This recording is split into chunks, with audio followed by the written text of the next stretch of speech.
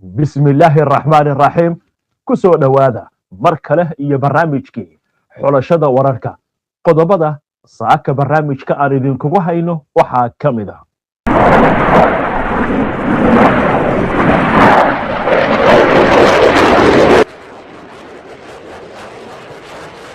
shidalka diyaaradaha dagaalka ee F-35 ee Mareykanku uu ku dhaarto oo noqday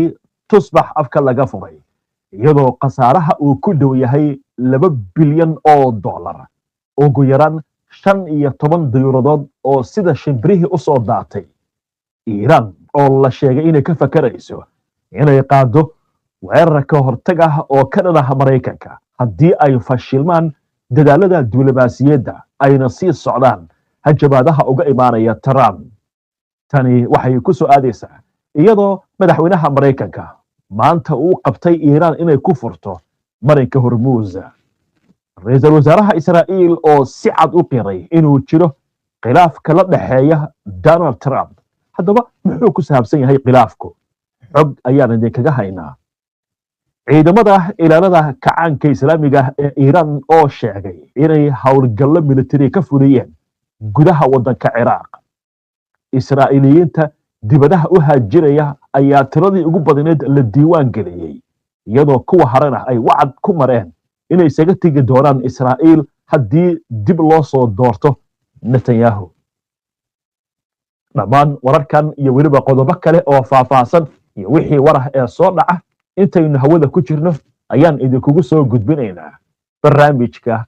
xulashada wararka soo dhawaada mar kale daawadayaal si aad ula socoto oo hesho wararka barnaamijyada iyo macluumaadka aynu soo gudbinayno haddii aad ku cusub tahay baraheena bulshada ama horay aadan ugu xirnayn hadda ku soo biir oo aadna ku mahadsantihiin daawashada barnaamijkan saaka waxaynu ku bilaabaynaa Mareykanka oo welwel weyn uu ka haysto diyaaradaha casriga ah ee uu ku dhaarto ee F-35 waa diyaaradda loogu magac daray darab ama briq waxaana lagu soo warramayaa in qasaare weyn uu jiro diyaaraddan xitaa wadamada qaarkood looma ogola laakiin mushkilada waxay ka taagan tahay diyaaraddan inay u soo daadanayso sida shimbirihii oo shilalku ay noqdeen tusbax afka laga furay aynu eegna haddaba wararkii ugu dambeeyay ee amuurahani diyaaradda dagaalka ee F-35 oo ka mid ah diyaaradaha jiilka shanaad ee ugu casrisan dunida ayaa wajahday shilal isdaba jooga tan iyo sanadkii 2018 ogaha la heli karo waxay muujinayaan in ugu yaraan 15 diyuuradood oo ah nooca F-35 ay si buuxda u burbureen intii u dhaxaysay 2018 iyo 2026 iyadoo shilkii ugu dambeeyay oo dhacay maalmo ka hor ama 31 bishii July ee aynu ka soo gudubnay ee sanadka 2026 saldhigga ciidamada badda ee MCAS Marimar ee gobolka California ayaa shilkaasi oo ka dhacay duuliyihii diyaaradda ayaa si nabad ah uga buuday waxaana weli socda baaritaanka sababta shilka shilalkan ayaa waxaa ku lug leh saddexda nooc ee diyaaradda kuwaasi oo kala ah F-35A F-35B iyo F-35C waxaana intooda badan ay ka dhaceen Mareykanka halka kuwa kalena ay ka dhaceen Japan Kuuriyada Koonfureed Talyaaniga iyo meelo kale baaritaanadii hore waxay muujiyeen in shilalka badankoodu ay la xiriireen cillad farsamo qaladaad howlgal ama duulimaadyo tababar halkii ay ka ahaan lahaayeen diyaarado lagu soo riday dagaal waa sida Mareykanku hadalka u dhigay dhanka dhaqaalaha qasaarahan ayaa lagu qiyaasayaa in uu aad u badan yahay waayo halkii diyaarad oo nooca F-35A waxay ku fadhidaa qiimo gaaraya 82 milyan iyo 500 oo kun oo dollar halka diyaaradda F-35B lagu qiimeeyo ku dhawaad 109 milyan oo dollar iyo sidoo kale diyaaradda F-35C oo qiyaastii qiimaheedu uu yahay 102 milyan oo dollar marka la isku daro diyaaradaha burburay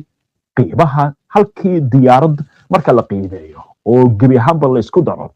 waxaa lagu qiyaasayaa in qiimahaasi uu dan yahay 1.5 bilyan oo dollar iyadoo aan lagu darin qarashaadka matoorada tababarka duuliyaasha baaritaanada shiralka qalabka saaran diyaaradda iyo hakadka howlgallada military ee xilligaasi baaritaanka uu sababo inkastoo ay jiraan shilal badan haddana diyaaradda F-35 weli waxay lafdhabar u tahay howlgallada ciidamada Mareykanka iyo xulafadiisa waxaa sidoo kale jira sheegashooyin ku saabsan diyaarado F-35 oo lagu soo riday dagaalo inkastoo Mareykanka uusan si buuxda u qiran diyaaradahaasi in la soo riday tusaale ahaan dagaalkii Iran iyo Israa'iil ee dhacay bishii June ee sanadkii hore 2025 warbaahinta dowladda Iran iyo saraakiil ka tirsan ciidanka ilaalada kacaanka Islaamiga ee Iran ayaa waxay sheegeen inay soo rideen dhowr diyaaradood oo ah nooca F-35 oo Israa'iil ay adeegsanaysay intii lagu jiray dagaalka inkastoo Israa'iil ay beenisay wararkaasi weeraradii Mareykanka iyo Israa'iil ay ku qaadeen isla sanadkaasi Iran waxaa sidoo kale jiray warar iyo qoraallo lagu faafiyay baraha bulshada oo sheegaya in diyaarad F-35 oo Mareykanku ay leeyihiin lagu soo riday howlgalladaasi dowladda Mareykanku dibnaha ayay ka laabatay inay ka hadasho ama xaqiijiso warkaasi Syria Israa'iil waxay sanado badan u adeegsatay diyaaradda F-35 duqeymo ka dhana bartilmaameedyo ku yaala Suuriya marar badan waxaa la faafiyay sheegashooyin ah in ciidamada difaaca cirka ee Syria ay soo rideen diyaaradda F-35 balse dhammaan sheegashooyinkaasi waxaa beenisay Israa'iil Yemen intii lagu jiray howlgalladii ka dhanka Xuutiyiinta mararka qaar waxaa la baahiyay sheegashooyin la xiriira in diyaarad F-35 ay soo rideen Xuutiyiinta si la mid ah dhacdooyinka kale Mareykanku ma xaqiijin in diyaarad lagaga soo riday waddanka Yemen arrintu marka waxay maraysaa halkaas diyaaraddan waxaa leeyahay halis weyn ayaa ka jirta waana diyaaradda Mareykanka uu ku dhaaranaya oo xitaa uu u diiday Turkiga oo xulafo la ah oo NATO ka tirsan Trumpna uu sheegay Erdogan inuu yahay saaxiibkiisa gaarka ah sidoo kale waxaa loo diiday wadamada Carabta oo lacagta bilaayiinta dollar ah Mareykanka siiya sida Qatar Sacuudiga Imaaraadka Kuwait Bahrain iyo xitaa Oman saddex wadan oo kaliya oo kala ah Sacuudiga iyo Qatar iyo Imaaraadka ayaa waxay Trump siiyeen sanadkii hore lacag ku dhow 6 trilyan waxa lagu tilmaamay maalgelin laakiin hal xabo diyaaradahana Mareykanku waa diiday sababta maxay tahay Israa'iil oo kaliya ayaa ka haysta bariga dhexe maxaa marka loo yeelayaa sidaasi inaysan noqon awood isla siman laakiin Giriiga oo xifaaltan uu u dhaxeeyo Turkiga uu haysta diyaaradahan Turkigana waa loo diidaya marka waa sababta la yiri waxa loo baahan yahay isku tashi laakiin ma la awoodaa weeye Iran iyadoo ma haysato diyaaradahan gebi ahaanba casriga ah oo waxa ugu dambeysay diyaaradihii F4 iyo F12 iyo F8 waa 1970 markaa isku fiicnaayeen Iran iyo Mareykan marka maxay go'aan ku gaartay Iran soo anigu waxay yiraahdeen ma heli karno gartaal uma baahnin diyaaradda laakiin wadamadan kale way kuwa looga tagay buska waa hagaag warkaasan inta aynu kaga gudubno markaan waxaynu eegaynaa dhanka Israa'iil oo walaac weyn oo ka soo baxayo halkaasi oo la sheegayo dadka dibadaha u haajiraya in ay kordheen tirakoobyadii la sameeyay iyo wararkii ugu dambeeyay aynu eegno gaar ahaan wararka warbaahinta Israa'iil ay daabacayso daraasad cusub oo ay sameeyeen cilmi baarayaal ka tirsan jaamacadda Tel Aviv ayaa muujisay in tirada Israa'iiliyiinta dibadaha u haajiraysa ay korortay sanadkii 2025 iyadoo gaartay heerkii ugu sarreeyay abid ee la diiwaan geliyo warbixintu waxay sheegtay in arrintan sabab ay u yihiin xiisadaha siyaasadeed ee ka taagan gudaha Israa'iil culays dhaqaale iyo colaadda muddada dheer socotay sidaasi waxaa qoray wargeyska The Times of Israel ee ka soo baxay Israa'iil xogta ay soo saartay hay-adda tirakoobka Israa'iil ee magaceeda loo soo gaabiyo CPS ayaa waxay muujisay in 268,509 muwaadiniin Israa'iiliyiin ah ay Israa'iil ka maqnaayeen ugu yaraan 3 bilood intii u dhaxaysay 2023 iyo 2025 halka sanadkii 2025 oo keliya ay maqnaayeen 9,922 qof kuwaasi oo dibadaha tegay baa la yiri 3 bilood ama wax ka badan. sanadkii 2024 tirada waxay ahayd 9,499 sanadkii 2023 waxay ahayd 86,509 marka loo eego 10 sano ee u dhaxeeyay 2010 ilaa iyo 2019 celceliska tirada dadka dibadaha u baxay ama ku maqnaan jiray muddo dheer waxay ahayd qiyaastii 60,000 oo qof oo keliya sanadkii taasi oo muujinaysa koror weyn sanadihii u dambeeyay.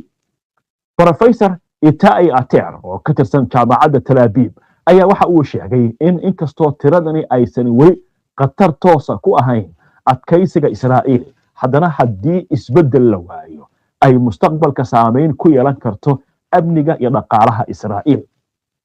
warbixintu waxay sidoo kale xustay in sanadkii 2024 iyo 2025 Israa'iil ay la kulantay xaalad aan caadi ahayn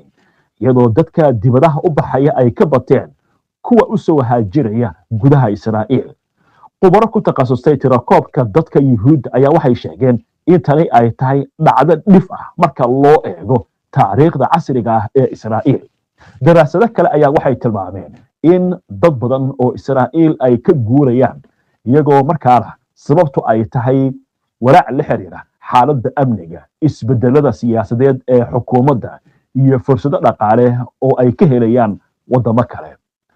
daraasad dhowaan la sameeyey ayaa waxay muujinaysaa